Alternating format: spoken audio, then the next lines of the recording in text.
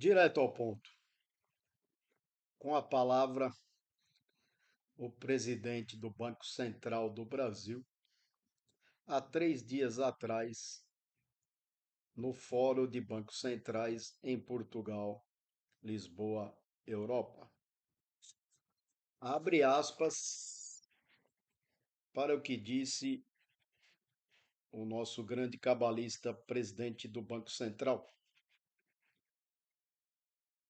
Isso, ele quis dizer, a parada da queda da taxa Selic teve muito mais a ver com muitos ruídos que criamos do que os fundamentos, teoricamente, da economia. Existe uma grande desconexão com os dados atuais, tanto os dados fiscais quanto da inflação e a expectativa. Ora, fecha aspas. O presidente do Bacen está dizendo que os fundamentos da economia brasileira estão bons, inclusive aí o mantra o fiscal, mas que devido a ruídos e não a economia em si, achou de melhor mudar a política monetária, parar com o corte da Selic e talvez até aumentar. Eu gostaria de entender a fala do presidente do Banco Central, já que se auto-atribui à própria autoridade monetária que eles são extremamente técnicos e zero políticos. Se tecnicamente ele admite que os fundamentos da economia são bons, e devido a fofocas ou ruídos ou discussões com o presidente da República, por que tecnicamente então parou de cortar a taxa Selic se ele admite que os fundamentos são bons? 2. Desde que eu me conheço por gente, e o Brasil realmente é um país atípico, né? Como dizia o Tom Jobim, não é para principiantes.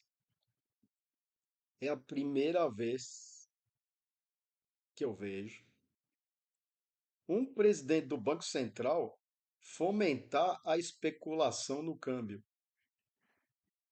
sendo que uma das responsabilidades atribuídas ao Banco Central pelo Conselho Monetário Nacional e pela Constituição é ser responsável pela política monetária e pela política cambial.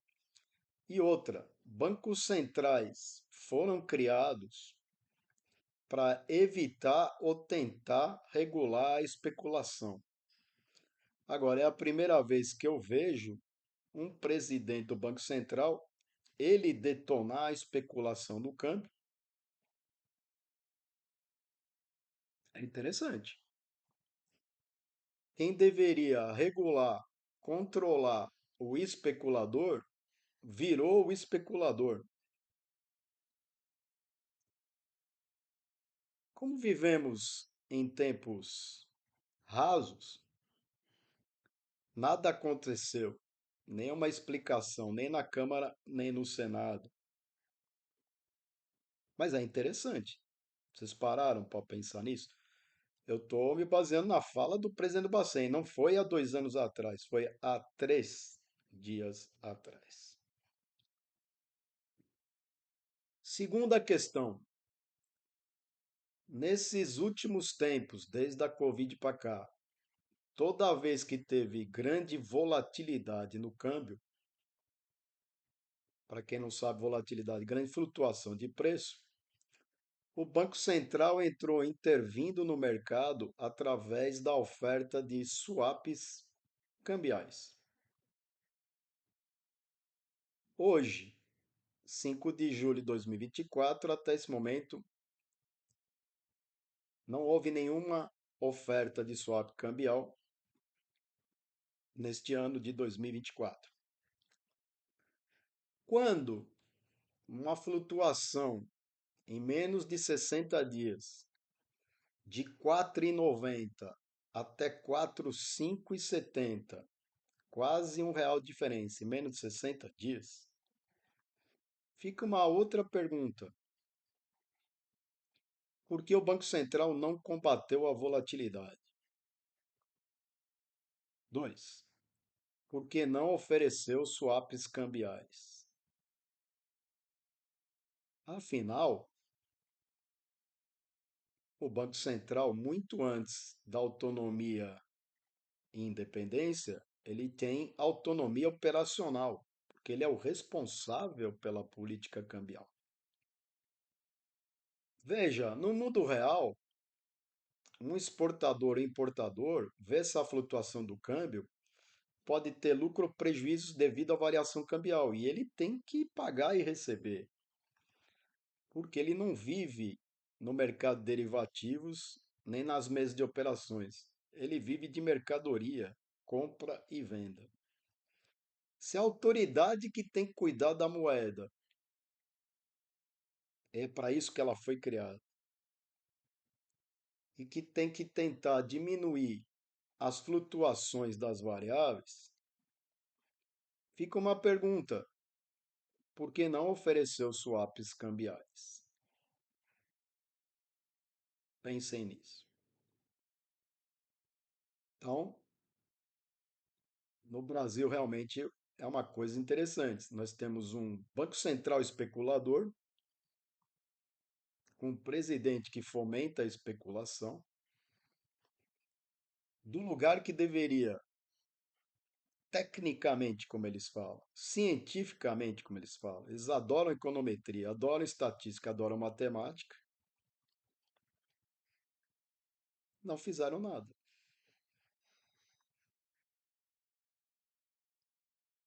3.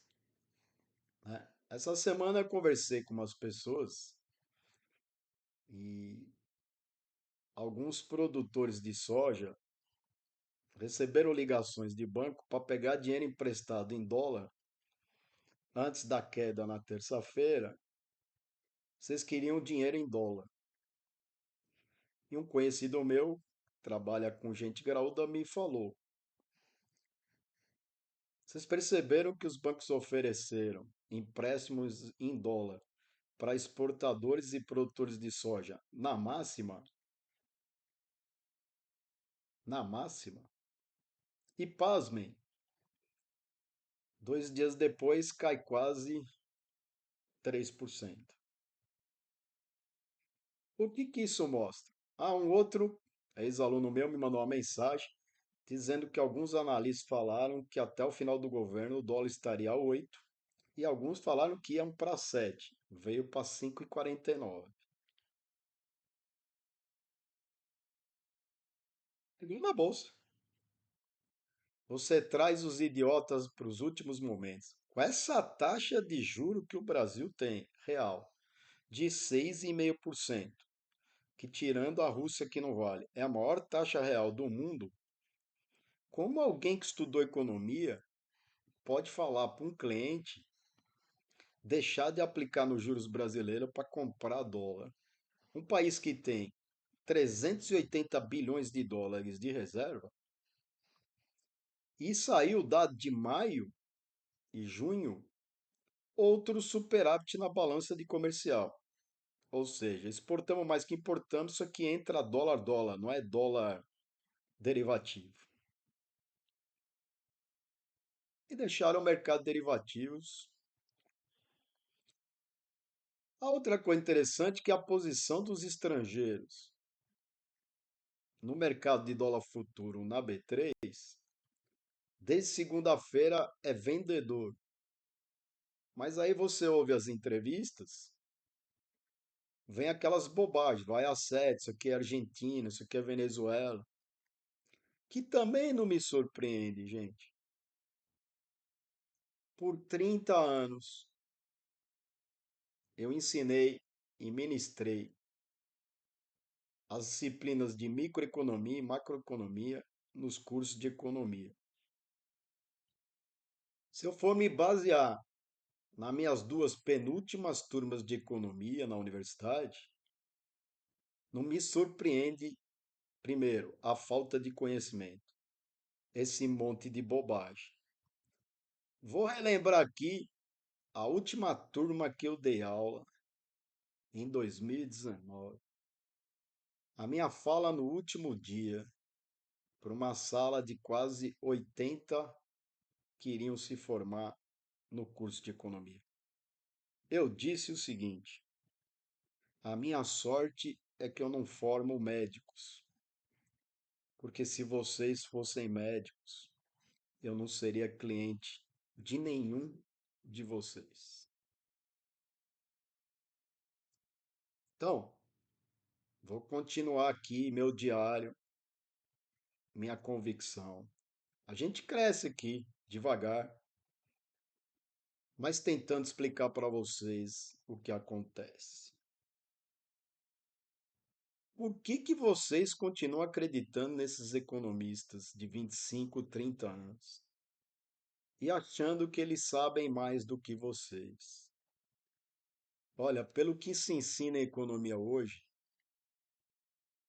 até o cara que tem uma barraquinha aqui na esquina da minha casa, perto do Hospital Samaritano, que vende fruta, eu acho que ele tem mais entendimento como é que funciona a economia do que qualquer um desses que eles falam todo dia.